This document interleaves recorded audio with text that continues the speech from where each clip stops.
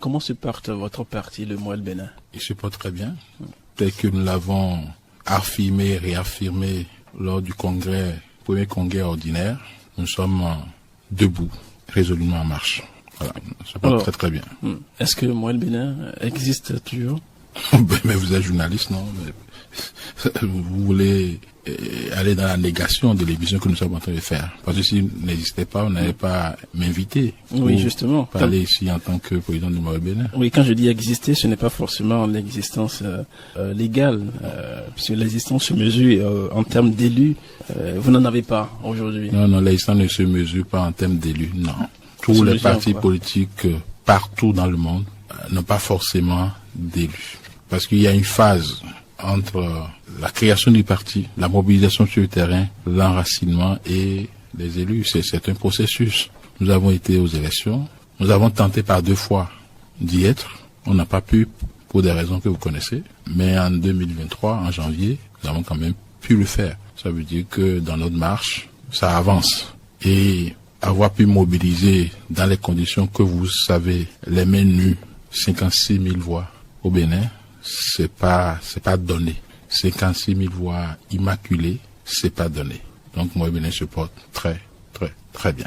Est-ce que l'absence d'élus ne vous freine pas un peu dans votre dynamique et dans votre élan, l'absence d'élus, que ce soit au niveau du Parlement ou au niveau de la communauté? Non, c'est sûr que ça ne nous met pas en position d'agir pour atteindre nos objectifs. Mais il n'en demeure pas moins que, en animant la vie politique, nous opinons et nous donnons nos idées.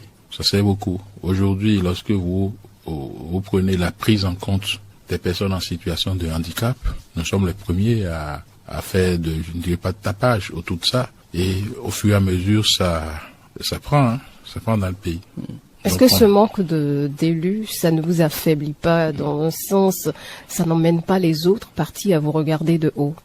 C'est leur droit de nous regarder de haut. Nous savons que c'est une faiblesse au niveau de Moël Bénin, en pas d'élus. Si nous avons une idée, par exemple, de proposition de loi, nous sommes obligés de passer par des élus parce que notre droit positif ne permet pas encore l'initiation populaire. C'est une faiblesse que nous allons corriger en 2026.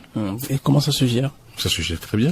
Vous voyez, même sans élus, ce que nous faisons. Est-ce que vous pouvez imaginer un paysage politique du Bénin sans évoquer le nom de Moël Bénin? Je ne suis pas sûr. Et si nous devons examiner, analyser le fonctionnement des partis politiques, vous allez voir que nous sommes très loin, en tête du peloton tête. En tête, dites-vous? Bien sûr, parce qu'en fait, voilà un parti politique structuré, qui respectent tous ces rendez-vous. C'est pas la même chose qu'on observe. Il y a des partis qui sont là, qui n'ont jamais fait un congrès. Comme jamais. Quel parti? Je ne suis pas venu ici pour faire la publicité à des partis politiques. Donc ne me m'amenez pas à faire la publicité à un autre parti politique. Mais vous savez que sur le terrain, il n'y a que Moël Bénin qui respecte ses rendez-vous, qui fait ses conseils nationaux, ses réunions des bureaux politiques, des bureaux directeurs. Mais on a fait des congrès extraordinaires. Et notre premier congrès ordinaire, nous l'avons tenu à bonne date. Suivez un peu mon regard. Vous allez voir que c'est dernièrement qu'un autre parti politique, qui n'est pas forcément de la majorité présidentielle, nous a emboîté le pas. Vous voulez parler des démocrates? Je ne sais pas, je ne veux pas citer le nom des partis politiques. Sachez que sur l'échiquier politique, nous sommes un parti très respecté par les honnêtes gens du pays. Et si une radio comme la vôtre nous invite, cela participe également du crédit que vous donnez à notre parti politique. Alors, que retenir de votre rentrée politique organisée le 18 novembre? D'abord, la rentrée politique, c'est la consécration du congrès. Nous avons eu à prendre des décisions au niveau du congrès ordinaire des 2 et 3 septembre, notamment le renouvellement du bureau politique national. Nous sommes partis d'un bureau politique national de 115 membres à un bureau politique de 61 membres, pendant que les autres, pour ne pas citer Bertin Korovi, mettent en place la Chine populaire comme bureau national. Nous avons réduit de 115 à 61. Vous indexez vos amis du BR et de l'UPR? Je ne sais pas de qui 300 membres. Je ne sais pas de qui vous parlez, mais j'ai entendu distinctement mon ami Bertin Korovi dire que voilà, la Chine populaire que nous mettons en place et que nous appelons bureau politique national. Donc, heureusement que nous n'est pas dans cette dynamique-là. On a dit bon, il faut un bureau politique plus restreint. Nous sommes à 61. Nous avons lancé notre programme phare, le programme de renforcement de l'unité nationale et son premier projet, qui est le PRUNA, qui est le projet de renforcement de l'unité nationale par l'agriculture. Et il fallait que le nouveau bureau soit installé. Et c'est ce que nous avons fait le 18 novembre dernier. Et combien de militants aujourd'hui au Moël Bénin? D'abord, si nous partons des résultats des élections législatives, en dépit de tout ce qui s'est passé, où nous avons eu une liste électorale pas parfaite, où les gens ont été déplacés en dehors de leur lieu de résistance. En dépit de tout ça, nous avons eu 56 000 voix. Tous ceux qui sont Moël Bénin n'ont pas pu sortir pour aller voter. Si on doit être cartésien, on va dire que nous avons une soixantaine de milliers de militants, mais c'est pas ça. Mais tous ceux qui votent pour vous, est-ce qu'ils sont forcément des militants? Il n'y a pas de carte d'adhérent? Non, on a des cartes d'adhérents. Si vous voulez qu'on aille sur ce terrain, c'est que nous avons au moins, aujourd'hui sur papier, 25 militants par village. Je dis bien sur papier parce que les votes ne sont pas systématiques. Donc si vous prenez 25 par plus de 5 000 villages, ce qui donne environ 125 000, Moël Bénin peut être crédité d'environ 150 à 200 000 militants. Mais nous allons travailler à ce que ça soit renforcé. Nous avons remis entre les mains des vice-présidents coordonnateurs départementaux une lettre de mission qui leur donne des objectifs de pouvoir mobiliser dans chaque département 15% des Béninoises et des Béninois inscrits sur la liste électorale. Jacques Ayadji, confirmez-vous que vous êtes toujours membre de la majorité? Vous êtes journaliste. Est-ce que vous avez d'abord déjà vu Moël Bénin faire une déclaration contraire? Et on ne sait jamais. Oui, on veut actualiser. Non, Moël Bénin. On ne sait pas ce qui s'est passé entre hier et aujourd'hui. Donc, votre question c'est entre hier et aujourd'hui. Donc, je pense que Moël Bénin est le parti qui soutient, dans la sincérité et sans hypocrisie, le président Patrice Talon. Il y en a d'autres qui disent qu'ils soutiennent, mais en réalité, ils sont dans les calculs. Mais qui soutient avec hypocrisie? Il y a des exemples? Il suffit de jeter un coup d'œil sur le terrain, vous allez voir que les gens, ils ont déjà calepin en main. Leur objectif, leur réflexion, c'est de fouiner pour voir de quel côté le vent va souffler en 2026. Vous faites allusion au bloc républicain? Je ne sais pas. Moi, je fais allusion à personne. Je dis simplement que Moël Bénin soutient le président Patrice Talon et son régime dans la vérité, sans hypocrisie. Là, vous revendiquez votre loyauté, votre fidélité, mais est-ce que votre voix compte au sein de la majorité? Est-ce que vous êtes consulté? Merci de me rappeler un mot important. Nous soutenons le régime dans la loyauté d'abord. Est-ce que vous êtes consulté sur des questions importantes? Bien sûr. Par exemple, laquelle? Non, vous savez, ce qui se passe à l'intérieur d'une famille, on ne l'expose pas. Ce qui est sûr, nous sommes d'une majorité présidentielle. Supposez que nous sommes consultés sur tout. Nous assumons tout. Mais c'est les exemples qui seront les indicateurs de votre implication dans cette majorité. On est impliqué, on est consulté sur tous les sujets. Et donc, on donne notre avis. Le soja... Et donner son avis ne veut pas dire imposer son avis. Qu'est-ce que vous appelez le soja? Cette information a fait l'actualité. Oui. Est-ce que vous avez été consulté entre-temps quand cette mesure voulait être prise par le gouvernement? Nous parlons ici de la commercialisation de soja à graines. Avant que le gouvernement ne décide de rendre libre la commercialisation et l'exportation qui doit se faire exclusivement par le port de Cotonou, est-ce que vous avez été consulté? Bien sûr. Et vous avez donné votre accord? On a donné notre avis. Votre avis sur le sujet? Oui, notre avis. Il a été suivi? Bien sûr, pourquoi pas. Quand on est dans un camp, on ne sort pas pour aller dire ce que chacun dit. La décision, une fois qu'elle est prise, elle devient une décision de tout le monde. Mais je ne sais pas pourquoi vous insistez sur le soja. Parce qu'en fait, les acteurs politiques du Bénin, exception faite d'un ou deux partis politiques, eh bien, ils sont là pour utiliser la misère du peuple, les problèmes du peuple comme fonds de commerce, comme échelle pour accéder au pouvoir et pour asséner des coups plus violents au peuple. On n'est pas dans ça. Maintenir le peuple dans la famine pour pouvoir l'instrumentaliser pendant les élections. Et c'est ce que les acteurs politiques traditionnels, toutes tendances confondues, font au Bénin et continuent de faire malheureusement. Parce que tout le monde parle de soja. Parce qu'on a dit, nous sommes un parti politique qui prône le patriotisme économique. qui consiste à produire ce que nous consommons et à consommer ce que nous produisons pour mettre la jeunesse au travail et à enrichir notre pays. Donc, Moyen Bénin est d'accord que nous protégeons nos matières premières, que ces matières premières soient transformées sur place. Donc, nous sommes d'accord qu'on refuse d'amener le produit de la sueur des Béninois pour aller créer de la valeur ajoutée dehors. Et quand on est patriote, on ne peut que soutenir ça. Dans les partis politiques, parce qu'il semble que les populations n'ont pas compris, parce qu'ils n'ont fait aucun travail pour former le citoyen à l'amour de la patrie. Comme les gens vendent le soja, je ne sais pas à combien à Lomé ou bien au Togo, peut-être à 100 francs de différence, un nationaliste va préférer vendre son soja sur le plan national un peu moins cher que d'aller le vendre à l'extérieur, parce que si on le vend moins cher à l'intérieur et qu'on le transforme, le processus de transformation de cette matière première va permettre d'employer beaucoup de jeunes et régler le problème de chômage, va permettre de faire des infrastructures, construire des écoles. Donc, ce que le paysan qui n'a pas compris pense avoir perdu parce qu'il n'a pas vendu son soja à 300 francs, je caricature, mais il l'a vendu à 250 au Bénin. Les 50 francs qu'il pense avoir perdu, il ne voit pas ce qu'il gagne en termes d'éducation de son enfant, en termes de prise en charge des soins sanitaires de son enfant, en termes de route. Donc vous êtes contre la récente décision, la dernière? Moi, fondamentalement, je suis contre. Et moi, Bénin est contre. Parce que nous avons dit depuis 2018 que nous sommes créés, que nous ne voulons plus que nos matières premières sortent.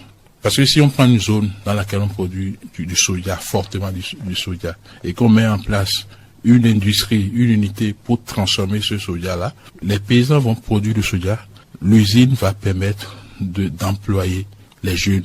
Parce que lorsque vous amenez le soja là dehors et que les gens le mettent dans un processus de transformation, c'est que nos parents utilisent leur sueur et ça va ailleurs pour aller régler le problème d'emploi des jeunes. Mais pourquoi ça n'a pas marché? Pourquoi? Ça n'a pas marché. Qu'est-ce qui n'a pas marché? Cette décision-là, elle a suscité beaucoup de polémiques. Oui, parce que finalement, le gouvernement revient sur sa décision parce que c'est intenable. Oui, parce que les populations n'ont pas compris. Ou bien c'est parce que les conditions ne sont pas encore vraiment réunies pour qu'on atteigne cet idéal dont vous parlez. Ça finira par venir. Parce que nous avons quand même la GDIZ, à l'intérieur de laquelle on peut transformer. Mais ce n'est pas ce que Moyen Bénin souhaite. Parce que les matières premières doivent profiter aux populations des zones de production. Si nous faisons du soja un peu partout et nous convergeons ce soja-là seulement à Glodibé, qu'on le veuille ou non, les populations environnantes vont plus en bénéficier que les autres. Nous avons dit depuis 2018 qu'il faut arrêter l'exportation du coton. Il faut mettre en place un système, une industrialisation pour faire la transformation de ces matières premières au Bénin. Mais nous savons qu'il y a un préalable qui n'est pas réglé, parce que nous ne pouvons pas faire l'industrialisation du Bénin sans régler le problème de l'énergie. Or, le problème d'énergie est en cours de résolution. Tant que ce n'est pas fini, ce serait utopique de dire que nous allons conserver sur place toutes nos matières premières et les transformer.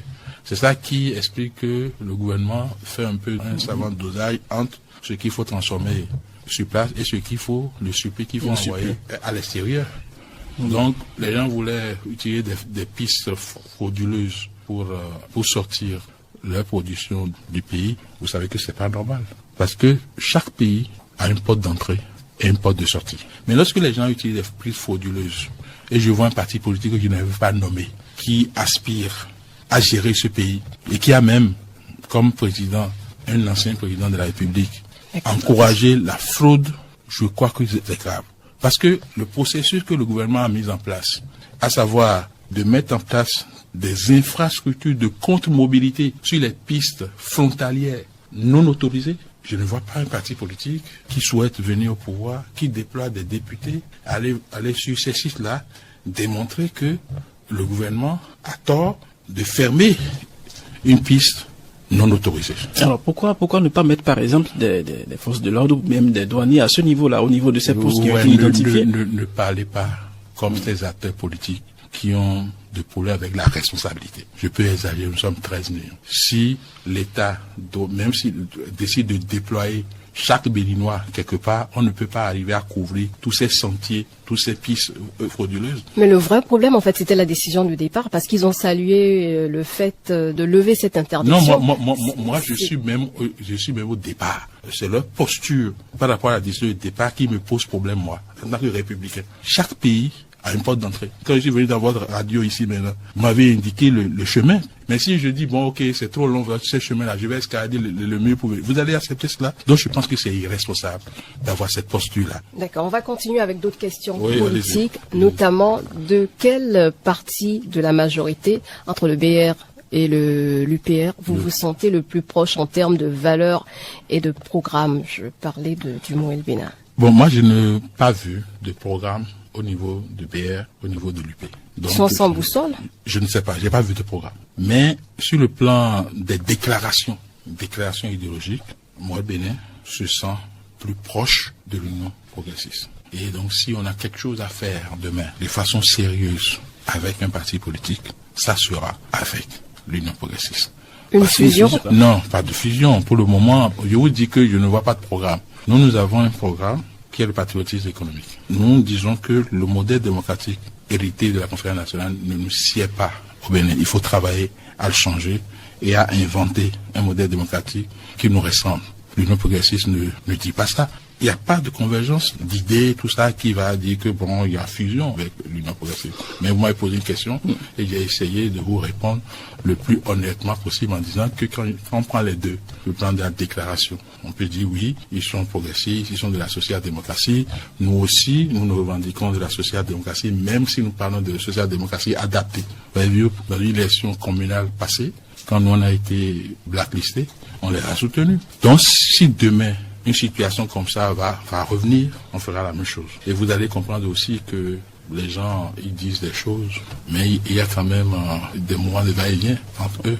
Alors que normalement, ça ne devait pas y être si la question idéologique était réglée. Les élections générales de 2026, iriez-vous seul? Non, nous sommes dans une majorité. Moël Bénin est dans la majorité présidentielle. Moël Bénin ne fera pas cavalier seul. Ce que je souhaite, c'est qu'il y ait une cohésion au niveau de la majorité pour que nous puissions choisir un duo derrière lequel tous ceux qui se réclament de cette majorité doivent s'aligner pour remporter les élections. Nous n'avons aucun intérêt.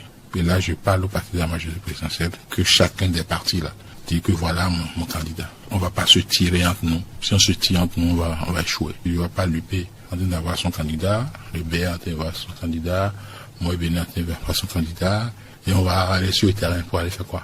Si c'est des élections législatives, on peut, pour que les courants se retrouvent à l'Assemblée. Mais pour les élections capitales comme les élections présidentielles de 2026, il vaut mieux qu'on s'entende pour choisir les deux candidats derrière lesquels tous les partis. En toi, Moël Bénin est dans cette discipline, cette prédisposition pour ne pas faire cavalier seul. Même si le candidat n'est pas issu de Moël Bénin. Bien sûr, il suffit qu'il soit issu de la majorité présidentielle. Et pour les autres élections? Pour les élections, Moël Bénin sera président escalité. Vous irez encore seul? Seul, oui. Vous n'avez pas peur que ce qui s'est produit avant se reproduise? Ce qui s'est passé en 2023 ne se passera pas en 2026. Non. Comment en êtes-vous si sûr? On va travailler. Nous travaillons à sortir le peuple de l'ignorance. Les autres partis politiques travaillent à maintenir ce peuple dans l'ignorance pour pouvoir les manipuler au dernier moment. Nous allons travailler. Et vous allez voir... Les autres partis, vous voulez parler même de vos amis de la mouvance? Bien sûr. Je vous ai dit que le pays, bon, c'est vous qui citez les partis, la classe politique du Bénin est divisée en deux. En deux, il y a Moël Bénin d'un côté et tous les autres de l'autre. Abstraction faite peut-être du parti communiste. Mais vous parlez de l'UPR comme celui dont vous vous sentez le plus proche, oui. En termes de valeurs. Je dis en termes de déclaration. En termes de déclaration. Déclaration, bon, on dit qu'on est progressiste. On déclare sur les valeurs qu'on a aussi. Bon, je ne sais pas. Mais je dis sur le plan vraiment des déclarations, nous sommes obligés, pour ne pas faire des alliances contre nature, nous sommes obligés d'aller faire l'UP si jamais on doit se mettre ensemble pour faire quelque chose. Pourquoi ne vous donnez-vous pas plus de chance, M. Ayadi, en fusionnant avec d'autres partis de la majorité? Plus de chance pour faire quoi? Pour les élections futures. Pour faire quoi? Pour pouvoir peut-être avoir beaucoup plus de lui et être représentatif. Non, c'est pas un projet de société ça. Parce que Moël Bénin a beaucoup plus d'élus. C'est quel problème ça règle pour le Bénin? que le Mouel ait des élus, parce qu'il le Mouel n'aura pas. Une fois que Mouel a disparu, les élus que on aura dans ces conditions ne sont pas les élus de Mouel Bénin. Donc ces élus, on ne peut pas partir de ces élus-là pour régler les problèmes existentiels dont nous parlons. Si on décide par exemple de fusionner dans un autre parti politique, c'est qu'on renonce à Mouel Bénin d'abord. Mais si on ne renonce pas totalement à Mouel Bénin, on renonce à une partie. Donc nous là, on veut travailler pour sortir le peuple de sa division et de son oisiveté. Les chapelles politiques d'aujourd'hui surfent sur la division des communautés béninoises et sur leur oisiveté pour leur faire commettre des actes, des votes sur lesquels les populations ne réfléchissent pas. Non, on ne vous sent pas dans la défense de ces valeurs-là dont vous venez de parler sur le terrain. C'est quelle valeur? Mais vous parlez de cette cohésion que vous recherchez entre communautés, mais on ne le sent pas. Qu'est-ce que vous menez des formations, par exemple, de façon pratique? On ne vous sent. Vous ne suivez pas Mouel Bénin. Peut-être que c'est notre faute. Le directeur d'information de la communication là, peut-être que c'est sa faute parce qu'il n'arrive pas à faire savoir ce que nous faisons beaucoup de choses pour montrer que le Bénin. Vous le faites dans l'ombre, c'est ça? Suivez notre hymne. Je vais vous donner une copie parce que l'hymne a été conçu par nous-mêmes. Ça parle de l'unité nationale. La classe politique qui se respecte. Là, on parlait de la tolérance. Le vivre ensemble soit toujours possible, quelles que soient nos opinions et tout. Et on va parler de valeurs toujours. La politique, ça coûte quand même cher. Comment Mouel Bénin trouve les moyens pour son financement? Les médias coûtent aussi cher. Avoir une radio comme ça coûte cher aussi. Moi, je suis intéressé à savoir où est-ce que vous trouvez les moyens pour animer Aujourd'hui, c'est nous qui posons les questions, comme on dit. Donc, ça veut dire que lorsque vous êtes convaincu de quelque chose, vous pouvez toujours trouver les moyens. Au niveau de Mouel Bénin, il y a la solidarité. L'indépendance, ça a un coût.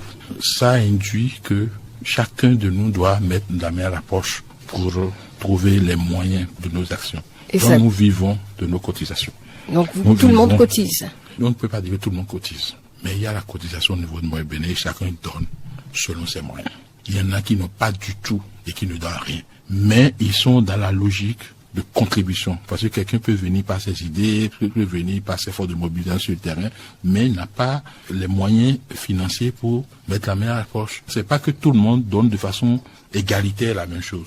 Mais nous sommes dans une chaîne de solidarité. Et nous aussi, nous avons des amis, des gens qui nous aiment et qui nous aident, qui nous viennent en aide d'une manière ou d'une autre. Vous m'avez invité ici, vous m'avez pas pris de l'argent. C'est une manière, si on doit quantifier cette émission que nous sommes en train de faire, c'est une contribution de Bip Radio et de son promoteur à Mouel Bénin. On ouvre l'antenne à tout le monde, tous les partis passent par. Non, je dis ça c'est pour vous dire comment on peut ne pas. La dernière fois, nous avons invité le coach Pognon, qui est venu nous faire une communication. Il n'a pas voulu prendre un franc. Quand vous voyez ces trucs-là, les gens nous aident. Il y a plusieurs critiques, qui sont liées à vous. Beaucoup ne comprennent pas que vous alliez franchir le pas pour soutenir le pouvoir. Beaucoup avaient pensé que vous étiez en mission. En mission pour qui? Sous l'ancien régime, pour l'actuel régime. Non, mais je pense qu'il faut être clair. Parce que moi, je suis un mathématicien. Je n'aime pas les trucs qui ne sont pas clairs.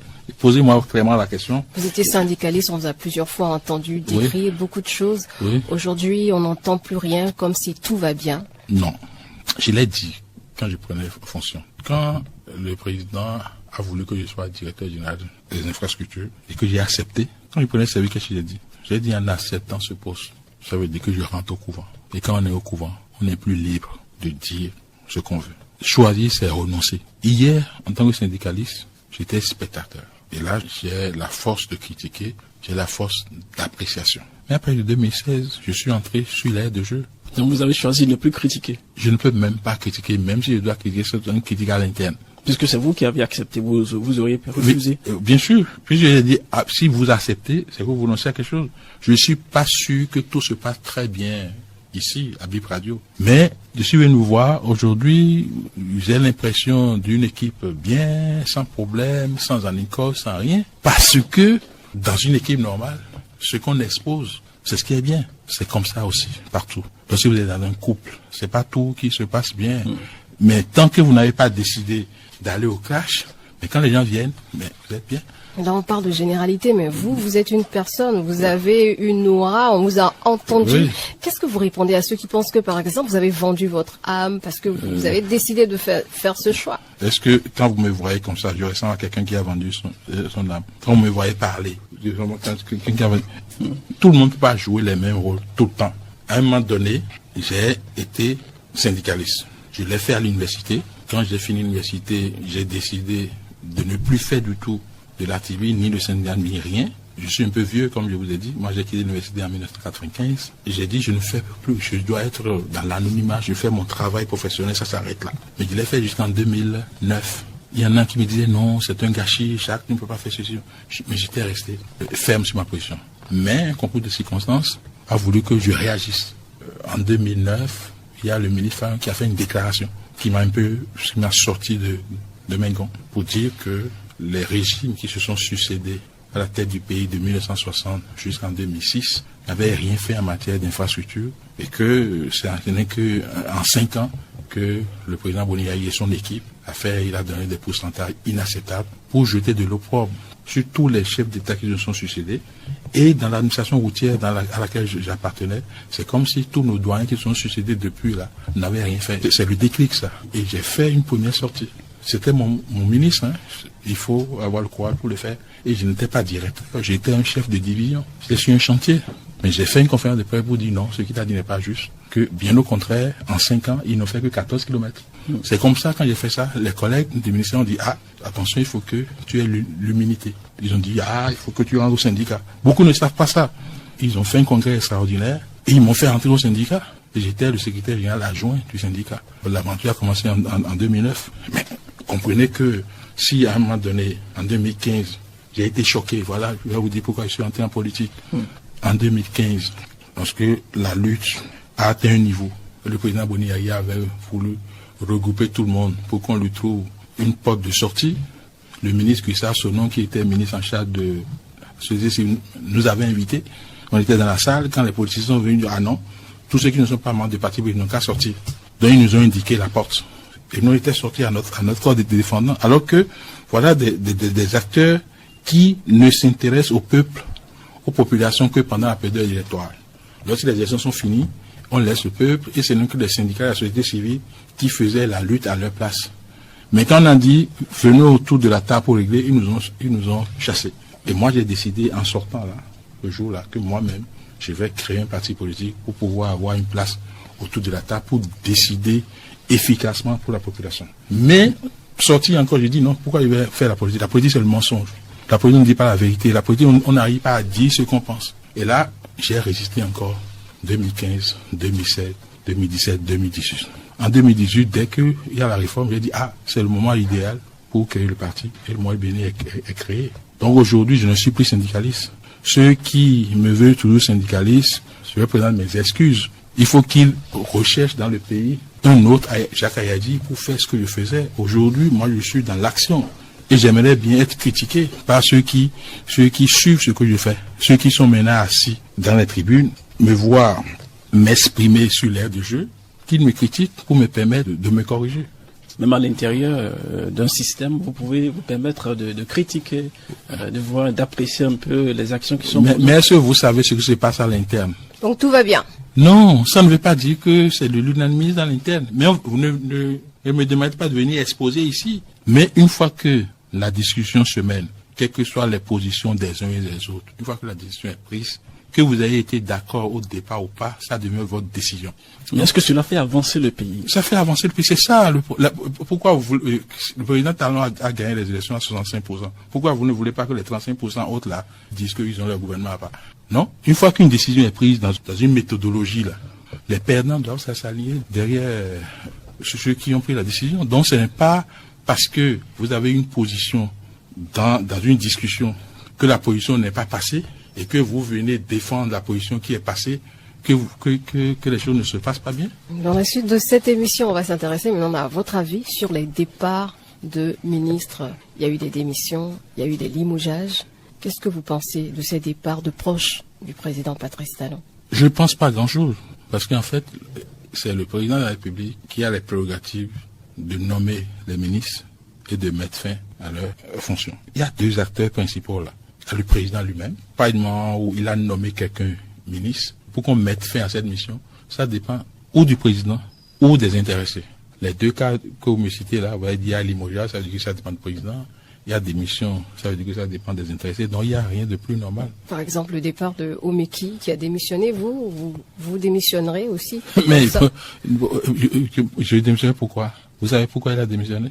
Et pourquoi me demander, on ne peut pas faire un débat fiction. C'est vrai qu'on a entendu le porte-parole du gouvernement parler de soutien à un candidat. Lui-même, on l'a jamais entendu sur sa démission, mais c'est ce que nous, on a eu officiellement. Ça, c'est une raison. Tant que je n'ai pas entendu moi-même Oswald Omeki dire qu'il a démissionné pour telle raison, je peux pas répondre à votre question. Mais vous-même, est-ce que ça vous traverserait l'esprit un jour de partir peut-être dans une situation donnée? De partir comment? Oui, de démissionner, de claquer la porte. Je ne peux pas faire un débat fiction. Je ne peux parler que par rapport à aujourd'hui. On a appris, M. a dit que c'est sur un simple rappel à l'ordre qu'il a juste démissionné. Il faut de la radio, c'est une radio de qualité. On ne va pas se permettre ici de parler on aurait appris. Oui, mais le porte-parole l'a dit. Non. Le porte-parole du gouvernement, c'est une voix officielle. Moi, je n'ai pas entendu, je ne dois pas le dire. On va aborder l'amnistie, cette proposition de loi des députés démocrates. C'est programmé pour la section budgétaire. C'est tellement que les députés vont l'étudier. Quel est votre avis sur cette proposition de loi? Si vous étiez député à l'Assemblée, Monsieur Jacques Ayagi, allez-vous voter pour cette loi? Je regrette d'être pas venu ici avec l'offre de législature de Moël Bénin pour la dernière législative. Nous aussi, nous avons prévu ces lois-là. On en a même prévu 2. On a prévu la loi d'amnistie pour ceux qui sont impliqués dans des violences, etc., et qui ont eu un jugement. On a également pensé à ceux qui ne sont pas impliqués dans ces violences-là, mais qui sont impliqués dans d'autres choses qui ne sont pas liées à la politique, qui sont soit en prison, soit condamnés, soit en fuite et tout. Seulement que nous sommes restés dans une cohérence. La cohérence, c'est qu'on amnistie quelqu'un que lorsque la personne est fautive. L'incohérence que je note au niveau de nos amis que vous évoquez là, c'est que il dit loi d'amnistie pour les détenus politiques. Je ne sais pas ce qu'on appelle détenus. J'estime que ceux qui sont condamnés n'ont pas commis les faits qu'on leur reproche. S'ils n'ont pas commis les faits qu'on leur reproche, c'est pas une amnistie qu'il faut leur faire. Parce que les amnistiés supposent préalablement qu'on reconnaisse qu'ils sont fautifs. Ou bien je raconte des histoires. L'essentiel, c'est qu'ils soient libérés. Je ne pense pas que ce soit l'essentiel. Parce que s'il était l'essentiel, il serait dehors depuis. S'il était l'essentiel, parce que le gouvernement a fait voter une loi sur la suspension des peines. Et il leur revenait d'en faire la demande pour être dehors pendant 5 ans renouvelable. Quelle est l'option idéale, selon vous? L'option idéale. Si ce n'est pas l'amnistie. Non, je n'ai pas dit que c'est pas l'amnistie. Si c'est l'amnistie, je suis d'accord. Mais il faut la posture. Il ne faut pas être en train de dire oui, ils n'ont pas commis les faits, ils n'ont pas commis... C'est l'incohérence. Et c'est pour ça que moi je vais dire quelque chose aujourd'hui. Le seul homme politique au Bénin qui me paraît cohérent dans cette affaire-là, c'est Candide Azanaï. Pour lui, les gens n'ont pas fait quelque chose. Donc, il ne faut pas faire ça. Mais quand les gens disent oui, bon, ils n'ont pas fait la chose, mais en même temps on demande les amnistier, ça manque de sens. Est-ce parce qu'il n'avait pas d'autres solutions, d'autres options que de faire cette proposition de loi? Non, quand on veut amnistier, là, on pose le problème avec la posture. Aujourd'hui, ils sont en minorité. La majorité, c'est dans le camp de celui qui les insulte tout le temps. Celui qui dit oui, voilà. On ne peut pas faire ça. Quand vous voulez aller chez le Bokono, là, pour aller prendre le phare, là, comme on dit en fond, et non, le Bokono Zindereti. Les cas des voix, ils vont pas avoir gain de cause. Donc c'est pour ça? Donc moi je veux une meilleure posture, comme la posture de Moël Bénin, qui fait d'abord le postulat que les gens qui sont en prison ont effectivement commis les actes pour lesquels ils ont été sanctionnés. Parce que qu'ils les aient commis ou pas, nous avons créé une république à la conférence nationale qui dit que la justice est libre. Et lorsque le juge prend une décision, cette décision s'impose. Si vous n'êtes pas d'accord, en premier instant, vous faites appel. Si l'appel confirme, vous pouvez aller en cassation. Mais ils ont été jugés. Ils n'ont pas fait appel. Le délai d'appel est passé. Donc, leur condamnation est devenue définitive dans notre droit positif au Bénin. Si on est républicain, on ne peut que avoir la posture de demander pardon pour des fautes que les gens ont commises. Qui les ait commis ou pas. Parce que il y a eu dans le monde entier ce que nous appelons des erreurs judiciaires. Je ne dis pas que c'est le cas, mais quand on est républicain et qu'une justice a pris une décision et qu'il n'y a pas eu appel, la décision est devenue définitive, il faut demander l'amnistie comme une faveur. Et il y a les députés de la mouvance, vous mettez ensemble et vous introduisez la loi et ça devient une loi de tout le monde.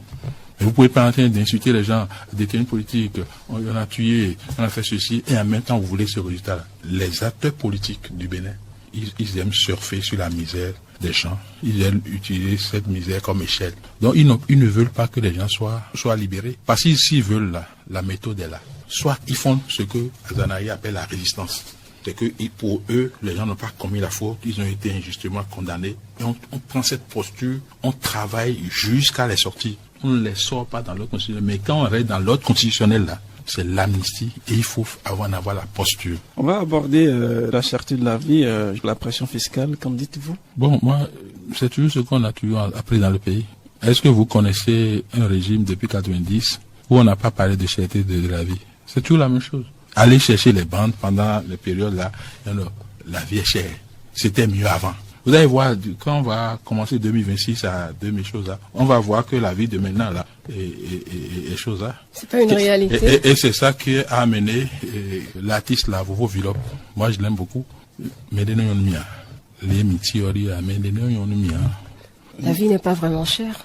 La vie. Il y a eu des flambées de prix. Oui, c'est un processus. Quand moi j'allais à l'école, on me donnait 25 francs comment on appelle petit déjeuner.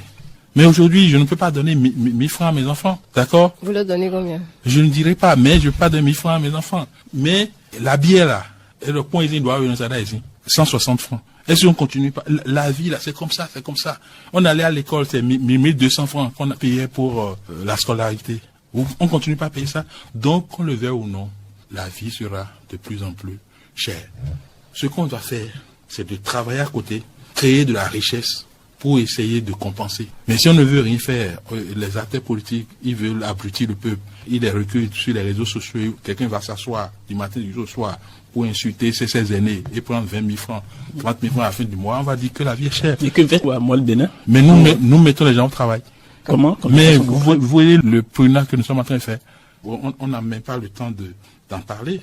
Si vous voulez qu'on en parle, mais le prunat, c'est le projet de renforcement de l'unité nationale par l'agriculture. Ça veut dire que d'ici 1 ou 2 mois, nous allons installer nos militants de tous les départements sur un même site.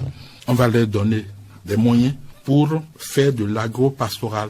D'abord, ça va contribuer à les sortir de leur chômage et on prend 2 par département. Notre expérience pilote aura lieu dans les collines.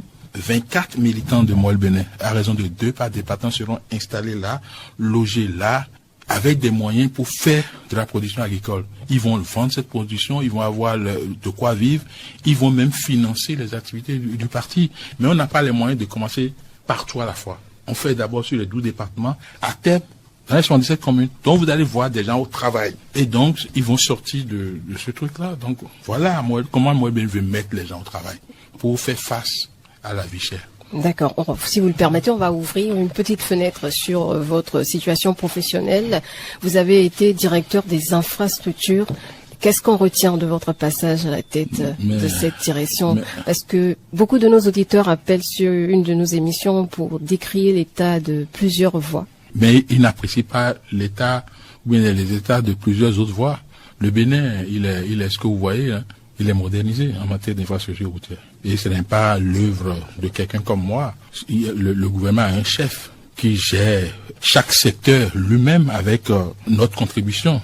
Donc, c'est vrai que on n'a pas tout fait. On n'a pas tout fait, mais il faut travailler pour la double rupture aussi. Nous sommes en train de faire une rupture, mais cette rupture n'est pas suffisante. Il faut travailler sur une seconde rupture qui permet de travailler sur l'homme, sur le citoyen. Vous construisez des routes, les gens ne les entretiennent pas. L'argent que nous prenons aujourd'hui, les avaloirs, je ne sais pas si vous savez qu'on appelle les avaloirs, les couvercles là. Oui, pour les caniveaux. Caniveaux, les avaloirs. Les gens les enlèvent, ils vont les vendre. Et à ce que vous appelez Gampogoudibé là.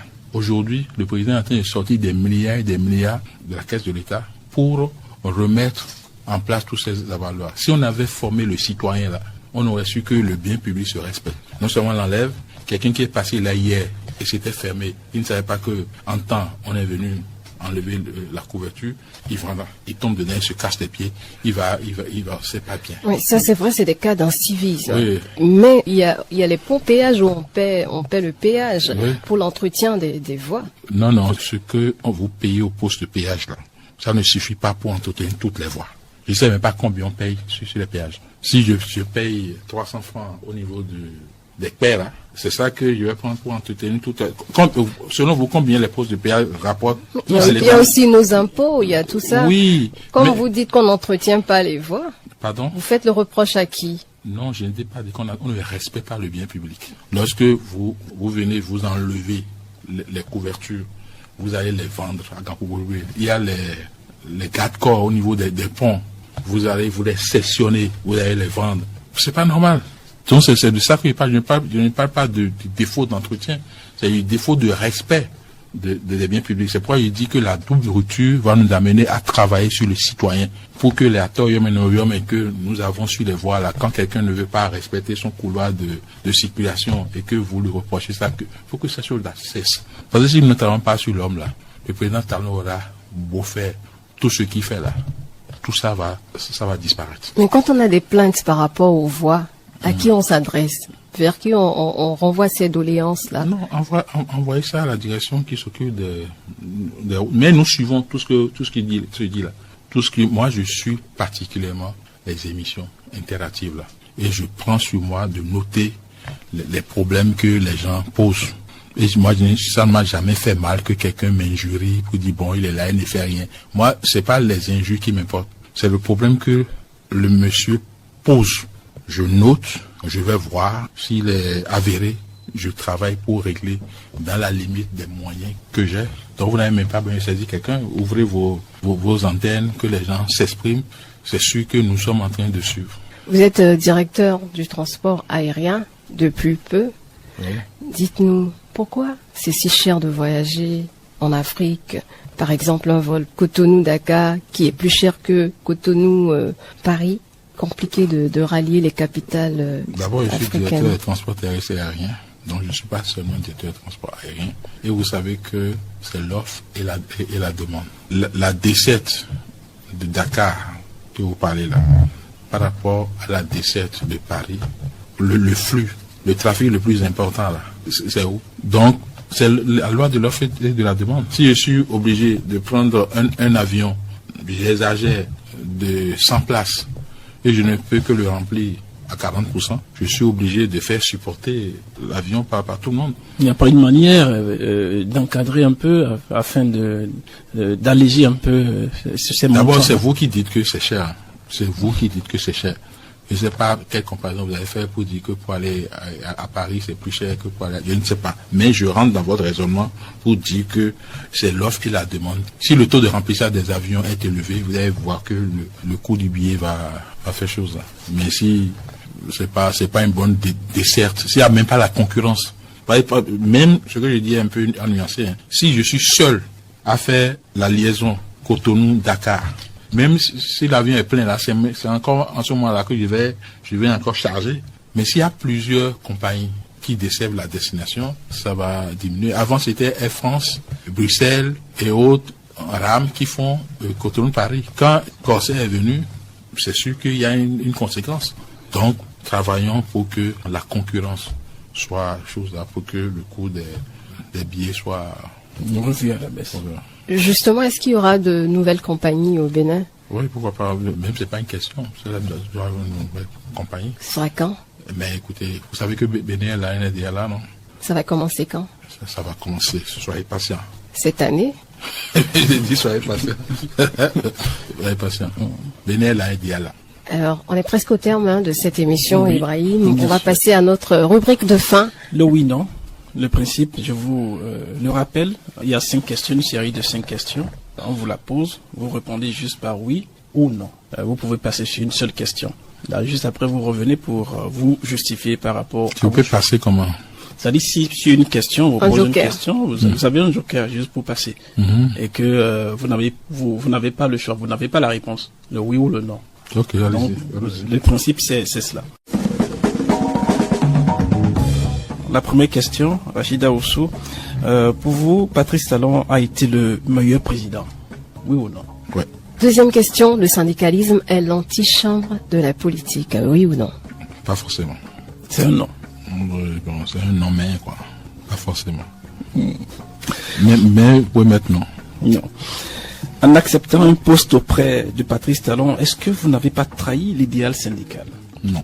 Est-ce que Boni Yayi a bien fait d'écrire à la communauté internationale pour remettre en cause le cadre institutionnel avant les prochaines élections? Non. Faut-il voter la loi d'amnistie sur la table des députés pour la libération de Aïvo et Madougou? Si ce n'est que pour leur libération, non. Si ce n'est que pour la libération des deux, là, non. D'accord. Ben, on va comprendre tout ça dans quelques instants. La partie explication. Voilà. Sur la première question, oui. Vous avez répondu par un oui. Pour vous, Patrice Talon a été le meilleur président? Oui. Ça se voit, hein. C'est pas moi qui le dis. Hein. Pour diriger le Bénin, il faut être courageux. Il faut faire le pari de l'impopularité. Je pense qu'il a fait et il est en train de réussir ce que ne sont pas habitués à réussir. Ça lui crée des inimitiés, mais demain, il sera salué. Mais d'aucuns décrient la démocratie sous Patrice Talon. La démocratie, ça veut dire quoi, la démocratie? Et vous êtes un acteur politique, à vous de mieux nous expliquer. Moi, je ne vois pas. Il y a eu un parlement sans opposition. Oui. Moi. Ça, c'est normal, Monsieur Ayadi. Ceux qui disent des choses comme ça, ils sont pas cohérents. Non, est-ce que c'est normal? Moi, je dis, je mets en cause, je suis le seul au Bénin à mettre en cause la République que nous avons créée à la fin de la semaine. Si quelqu'un applaudit ou des gens applaudissent ces républiques, ils n'ont pas le droit de dire ce qu'ils ont dit là. Parce que le Patrice Talon s'est enfermé dans sa chambre et a listé les noms des députés du Parlement que vous appelez Parlement monocolore. Nous avons été aux élections, d'accord? Et aux élections, notre droit positif a désigné un arbitre. Et on dit que les décisions que cet arbitre prend sont des décisions sans recours et s'imposent à tout le monde. Et c'est la Cour constitutionnelle. Est-ce que le Parlement que nous avons eu là a été validé par la Cour constitutionnelle? Oui. Donc, si on est d'accord avec la République que nous avons créée à la Conférence nationale, on doit être d'accord avec ce Parlement-là. Parce que la Cour constitutionnelle a dit que c'est bon. Même si elle est monocolore. Mais c'est nous-mêmes qui avons dit que la Cour constitutionnelle, si elle dit n'importe quoi, ça s'impose à tout le monde. On l'a tellement dit que si aujourd'hui, il plaît à l'équipe de Loreto Sousa de dire que, vu, la capitale du Bénin, c'est Parakou, on doit l'appliquer. Donc on doit supprimer la Cour constitutionnelle? Pour moi, c'est une mauvaise institution. D'accord. Et mettre quoi à la place?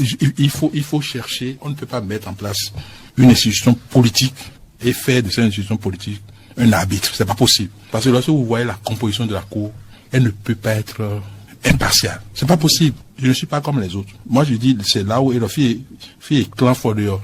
Et non confie et jaillit dehors. C'est ce que nous avons créé à la conférence là. On dit, c'est 7 personnes. 3 personnes sont désignées par le président de la République. 4 sont désignées par le bureau de l'Assemblée nationale. Et on n'a même pas dit que, au cas où le bureau de l'Assemblée nationale est maîtrisé par le président, il faut nuancer. Non. Donc moi, je suis formel sur ça. Donc, le président Talon, il est en train de faire des choses. Et on en a besoin. La deuxième question. Le syndicalisme est l'antichambre de la politique. Vous avez répondu non. Le non, vous savez, dans la logique mathématique, lorsque vous avez un contre-exemple, c'est non. Ça veut dire pour démontrer qu'une proposition est vraie, il faut qu'elle soit vraie dans toutes conditions. Ça veut dire que les syndicats, là, ils font le syndicalisme et après, ils débouchent sur la politique. Si vous trouvez un seul syndicat qui a fait du syndicalisme jusqu'à la fin, sans aller en politique, ça veut dire que la question que vous me posez, la réponse est non. C'est pourquoi j'avais dit non, mais on peut, en étant syndicaliste, apprendre la gestion de la chose politique. Si vous regardez bien, lorsque les syndicalistes prennent le pouvoir, lorsqu'ils ont des responsabilités publiques, c'est toujours différent. En acceptant un poste auprès de Patrice Talon, est-ce que vous n'avez pas trahi l'idéal syndical? En quoi travailler avec Patrice Talon, c'était trahir l'idéal syndical? Moi, j'ai rien failli. Est-ce que qui ne travaille pas avec Patrice Talon aujourd'hui dans le pays? Qui? Vous travaillez avec Patrice Talon? Nous, on travaille avec la radio. Non, mais écoutez, on travaille pour la radio. Que le Bénin, aujourd'hui, a un seul gouvernement. Oui, c'est le président de tous les Béninois. Tous les Béninois. Oui, ça donc, même ce que vous faites dans le privé, là, ça rentre dans l'économie. Mais ça ne veut pas dire qu'on travaille forcément avec lui. Donc, ne dites pas des choses. Moi, je suis d'abord de l'administration. D'accord? Je suis un fonctionnaire de l'État. Et le président de la République est le chef de l'administration. Donc, c'est pas parce que le président Patrice Talon est venu au pouvoir qu'il va démissionner de l'administration. Donc, me dire que j'ai continué d'être fonctionnaire que j'étais parce que le président Talon est au pouvoir, j'aurais trahi quoi, vous avez dit? L'idéal syndical. Non, quel idéal? Non, j'ai rien trahi. Vous n'avez rien trahi. Rien trahi. D'abord, sous Yahi Boni, vous savez que j'étais directeur adjoint des travaux neufs, vous savez ça? Si. Donc, je l'avais trahi à l'époque. Alors là, vous avez un bord, vous êtes de la mouvance, c'est autre chose. C'est vraiment autre chose. Ok, donc moi c'est tout à fait normal. D'abord, d'abord, ma conception, il faut que quand quelqu'un est élu là, tout le monde, nous sommes à un niveau de développement où le fait que chaque président vienne au pouvoir avec un programme là, ce n'est pas bon pour notre pays. À la 4e question, est-ce qu'il y a bien fait d'écrit à la communauté? J'ai dit non. D'abord, combien de fois, quand il y a un problème aux États-Unis ou bien quelque chose, les gens nous écrivent ici pour qu'on vienne là-bas. Ceux qui prennent nos pays comme des sous-pays, là, il faut faire attention à ces personnes-là. Et puis je le redis encore, que c'est quand on est assis dans le fauteuil, là, qu'on a les leviers en main, qu'il faut travailler pour renforcer la démocratie et l'état de droit. Je pense que, en son temps, ce qui est dénoncé, les assises qui sont demandées, là, parce qu'il demande une assise, on avait demandé, il a refusé qu'il a gagné ses élections, bon, tout le peuple d'Agonien a voté pour lui, tout ça là, et que bon, c'est pas un banc présidentiel, que les gens n'ont qu'à attendre leur tour. Mais pourquoi aujourd'hui, il ne peut pas attendre son tour et il écrit un peu partout? Non, moi, il a dit qu'il n'est candidat à rien. Non, bon, s'il n'est candidat à rien, alors pourquoi il écrit? C'est de l'incohérence. Vous parlez de patriotisme. Non, ça, c'est pas le patriotisme, ça. C'est pas le patriotisme, ça c'est autre chose. La 5e question, faut-il voter la loi d'amnistie sur la table des députés afin de libérer Ivor Madougou?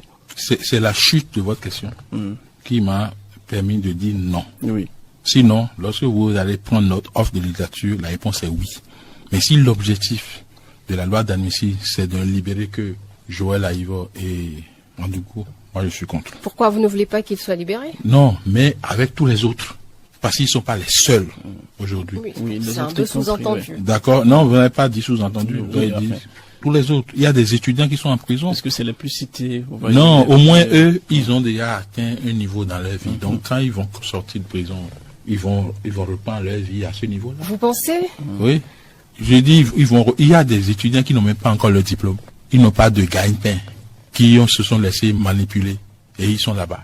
Nous, on travaille pour que ces gens-là puissent sortir par le vote de la loi d'amnistie, mais avec une posture qui n'est pas celle que nous sommes en train de voir là. Ce n'est pas une posture.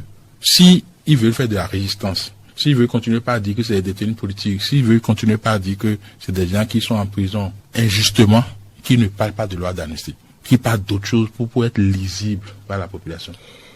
C'est la fin de cette émission, l'entretien grand format. Monsieur Jacques Ayadi, merci d'avoir accepté notre invitation. Merci d'avoir participé à cette émission. Ibrahim Ourounam, c'est la fin. Vous n'avez pas, vous m'avez seulement appelé Jacques, ça m'a fait mal. Sinon, moi, je m'appelle Omolade Rodonou Sourou Jacques Ayadi. On en tiendra compte les prochaines fois. Je pense qu'il faut répéter ça pour me faire plaisir. C'est vrai que c'est un peu long, là. Mais les auditeurs ont entendu, c'est l'essentiel. Ils ont entendu que vous avez plusieurs prénoms béninois. Omolade Rodonou Sourou Jacques Ayadi. Voilà, c'est noté. Merci. Jossa. Merci beaucoup. Merci. À bientôt. À bientôt.